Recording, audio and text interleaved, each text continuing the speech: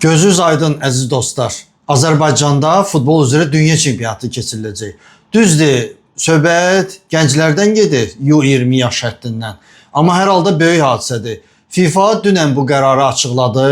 Azərbaycan Özbəkistana iki ölkəyə bu yarış verilib. İndi hələ elan olunmayıb Azərbaycanın neçə stadionu bu işdə iştirak edəcək, hansı stadionlardır və əsas odur ki, Azərbaycan gənclər komandası tarixində ilk dəfə seçimi mərhələ keçmədən dünya çempionatında iştirak edəcəklər.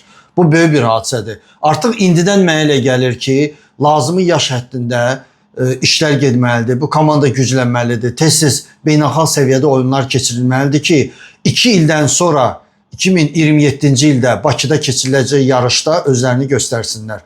Yarışın səviyyəsini bilmək istəyirsinizsə, bu dəqiqə həmin yarış Çilidə keçirilir. Baxın görün necə güclü yarışdır.